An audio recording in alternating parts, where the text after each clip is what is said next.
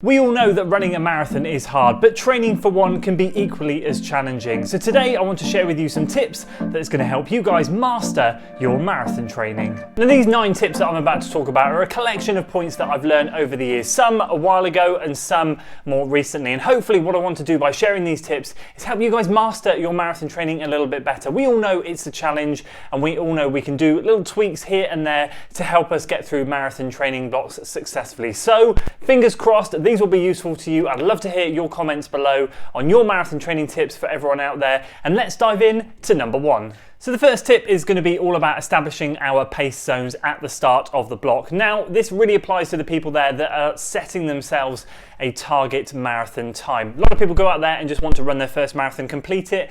That's absolutely fine. When we're at a point where we're setting target times, target goals, establishing in particular our easy pace is going to be key. I've talked about this in previous videos. We can over fatigue ourselves by running our easy runs too fast. And this is something I see a lot of, and actually something I'm getting quite a few questions about in this recent training block I've been undertaking. So I'm going to give you a quick formula here. It's what I use. It might not be the right formula, but for me it's always worked out to be perfect, and that is just 90 seconds to 2 minutes off of my minutes per mile marathon pace. So I'll give you a kilometer conversion as well. So for example, at the moment I'm training at a marathon pace at around 5:55 to 6:05 per mile. So in my easy paces I'm running anywhere from 7:30 per mile up to 8-minute miles, depending on the terrain, whether it's road or trails, and I'm just keeping things nice and relaxed. And that tends to work out nicely with heart rates, because that drops me in a heart rate zone in and around the 125 to 135 range, which is where I want to be. So I think in terms of kilometers, that means I'm training in a range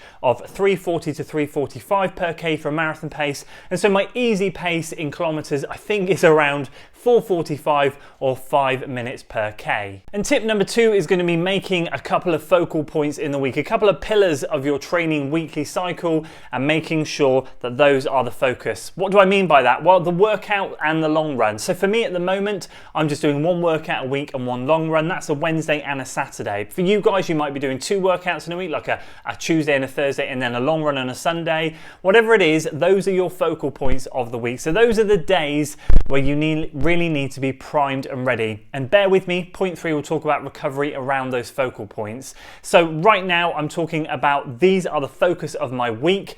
Every other run in and around those is zone 1 and zone 2, easy or steady miles. They are filler miles, and yes, arguably they are some of the most important miles out there.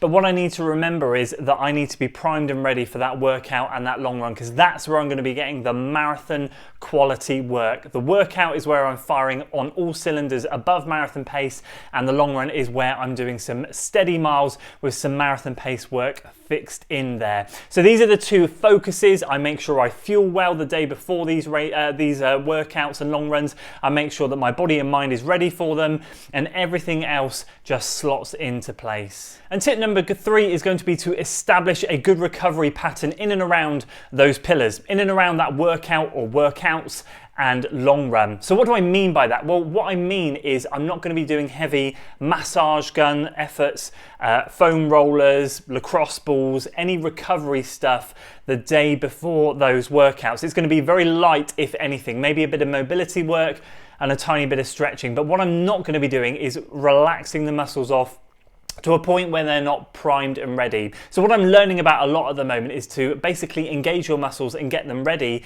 for those harder efforts. Recovery for me happens on the day of those hard sessions, so that evening or the day after, because at the moment, the way my personal week is structured, I've got 2 days between my workout and my long run, and then 3 days in between my long run and my workout. So I make sure that on the Wednesday evening and then the Thursday, I make sure I take time to massage gun, to foam roll, to use my Pure Sport products, to do all of that stuff. And the same with Saturday night into Sunday. And then when Monday rolls around, or Thursday or Friday, I've got my easy runs. That starts to fire up the muscles again, and then maybe you might want to throw in some strides at the end of that run just to get those muscles a bit tense and ready for the next day, and then I will be firing on all cylinders going into those workouts. And tip number 4 is going to be understanding that 12, 14, 16 weeks worth of 90 to 95% effort is far more valuable than a few weeks at 100% effort and then a lot of weeks of fatigue. So accumulation of training is so underrated. You hear people like myself and other people bang on about consistency is key and keep showing up and getting a routine.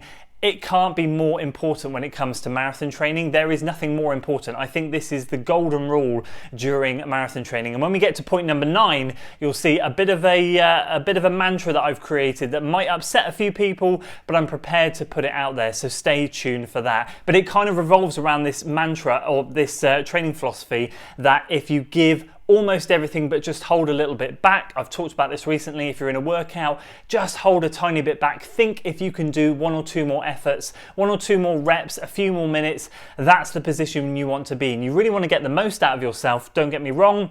But you also don't want to absolutely rinse yourself during marathon training. Yeah, I'm all for easy days easy, hard days hard, and on the good days, absolutely make the most of it. But also keep in mind in the back of your head, it's so important to just hold the tiniest bit back so that you're able to go again in the next run without risk of injury and allow yourself to recover well. Tip number 5 is going to be don't move the goalposts. If you've set yourself a goal, if it's a realistic goal, don't move them if training's going well. This really does kind of apply to me in this block. It's applied to me in some previous blocks, not all of them, but some. And I guarantee you it's applied to a lot of you guys in some of your training blocks. So you set yourself a goal at the start, training's going well, you smash some PBs, you're really on fire. Does that mean at that point you should readjust your marathon goal time or anything else? No. Here's a tip, and this is something I learned from my previous coach, so I'm going to give him full credit for this. Stick to that goal. Tick that box, achieve it, move on to the next one. I feel like that's a really valuable thing for us to keep in mind, because if we go from goal A, which we set ourselves, but hey, training's going really well, and then we get out there on race day and we try and go 5-10 minutes quicker and we absolutely blow up because it just doesn't go to plan, then suddenly that goal that we originally had in the marathon never materialized. That new goal that we had certainly didn't materialize, and we have to go through another marathon training cycle again to try and get even back to that first goal. It is a frustrating one, and I think a lot of us can get carried away with race results in training and how good things are going, but at the same time it really is valuable. Just kind of going back to that previous point, 95% effort is great, where in some of the races it might be an idea to just tick that box, move on to the next goal. Unless it's a really massive race goal, then hey, do you know what, if you're trying to get an OTQ, if you're trying to get that good for age, if you're trying to get that championship time and you've got to absolutely put it all out there on the line and it's worth going for, then absolutely go for it. But if you're looking at this from a long-term game, you will keep chipping away at your times and keep working down, complete a successful block, complete a successful marathon and go again, you just learn so much more from that. Tip number 6 is going to be to book in some tune-up races. You will not be able to simulate race day better than on a tune-up race, whether that's preparation, nutrition, fueling, strategies, planning of how your pacing is going to be, whatever it is, you will not get a better opportunity than on race day. Why? Because you just can't simulate race day environment, nerves, adrenaline, anticipation in training. You just can't do it, and your body will react, I guarantee you, will react differently in race day mode than it will in training. So obviously 20 milers are great, I've just done one myself, but if you can't do that, even like a half marathon, maybe if you can find an odd distance in the middle, even 10Ks, it doesn't matter. Just get into that mode of preparation, planning, times, eating when you're going to eat. Does your stomach feel okay? Yep, you're not going to feel like you do on marathon day in a 10K. And you're certainly probably not going to do it in a half marathon either, but you can tick every other box, and then if you can get a 20 miler in, I guess like I've just done, then it can really help you practice race day fueling as well, because your body will react differently, and it's so important to see how it reacts when you've got that adrenaline in your system, when you are excited for the race and your body is in that kind of fight or flight mode. Let's go, let's race, let's see how we do. Tip number 7, I know I've banged on about this a lot lately, but strength and core work is going to just pay dividends in the latter stages of the race. race. And again, this is something that I've really adopted in this latest training block. I've gone through 9 training blocks without strength and conditioning, so I very much know what it's like to get towards the end of a marathon and your body just feel like it wants to just flop around and just be absolutely useless. Yet in this training block I'm doing now, I'm seeing just massive benefits to having a stronger core, to being more upright, to being able to hold posture for longer. Those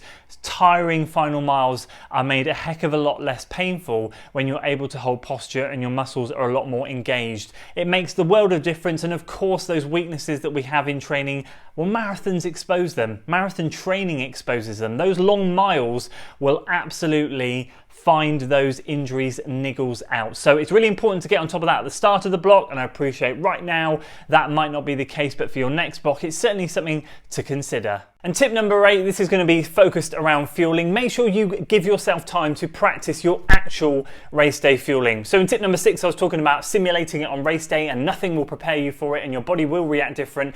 And this is highlighted fantastically by in training, I and you can take on fuel in certain ways that maybe on race day might be slightly different because that heart rate's a bit higher, because our body's working a bit harder, it might be a bit hotter, colder temperature, climate, things are going on, adrenaline, you name it, our body's going to react differently. So by giving yourself that chance in the final phase of your marathon training, even if it's just the final 4 or 5 weeks of your training block, it's so worth practicing your actual race day fueling. Now I know now from experience in this block that it's going to take me as a personal thing at least 2, 3, 4 blocks to nail on my marathon nutrition, but I've made a start with it in this block, and I'm seeing this as a stepping stone to my autumn one, and then into next spring and into next autumn, and so on and so forth. So for you guys, I can't encourage you enough, don't just leave it for marathon race day to practice it. Get in there now in your training mode. Also practice it in those tune-up races I was talking about, so that come race day your stomach can handle what you're throwing at it. And tip number 9, yeah, this is going to upset some of the purists. I do apologize, but I'm just not going to be afraid to put it out there, because this is a mantra that I kind of had in the back of my mind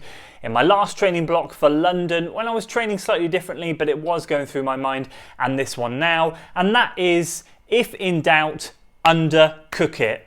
If in doubt, undercook it. What do I mean? I just mean ease off the gas if you need to. So whether that's in a session, whether that's in an easy run, whether that's in your long run, miles banked is far more important than paces in a session, distance in a long run, whatever it is. You just need to take your foot off the gas if you're not quite feeling it. Going back to point number 4, 95% effort across a 12-week training block is far more valuable than 3 or 4 weeks worth of intense, insane training and a bucket load of fatigue. So ways we can do that, and ways that this phrase has popped into my head, is taking my easy days easy. I very much used to, if I'm honest with you, run my easy days maybe a little bit too fast. In my London training block, I really tried to dial it back. So in terms of heart rate, I kept things between 125 and 135. I've carried that forward into this training block too, so everything's nice and relaxed. Moderate runs, I used to go between 145 and 155. I very much learned that my tipping point is around that 150 zone. My breathing changes, so I now very much go below that and go from 142 to 147 and try and stay in that range. I'm just learning to take the edge off things. What it means is none of that unwanted fatigue creeps up on you. It's just the natural fatigue that's generated from the sessions and the long runs and the general weekly mileage. There's no extra that I don't need. And number 2, it just allows my mind to be a lot more focused and a lot more ready for each run that comes around. Yeah, I know a lot of people are going to say easy days easy, hard days hard. Yeah, come on. It is a good mantra, but when it comes to marathon training, banking those miles is far more important. So there we go, guys. Those are 9 tips to help you guys master your marathon training. I could have banged on about so many more things, about sleep, recovery, loads of different bits and pieces, but I feel that these are some key points in terms of a training perspective that hopefully from a mindset angle will help you master your marathon training. Going into a training block with a much more relaxed mindset, understanding that 95% all the way through is far better than absolutely going balls to the wall straight out of the gate. and then injuring yourself, and understanding that focusing on those key pillars in our week and working our recovery around them and getting our muscles primed and ready for them is key to nailing these sessions and long runs. Just makes the training blocks so much more fun. As I said in the beginning, I'd love to hear from you guys what your training tips are for people. Anything specific, leave them in the comments below. Let's let people go down there and read your thoughts so that you can share your wisdom and knowledge with them as well. I'd love to hear it, and hopefully I'll see you down there in the comments. That's it from today, guys. If you enjoyed the video, please do consider giving it a like, share it with your friends, and of course subscribe to the channel for weekly running content, and I'll see you on the next one. Until then.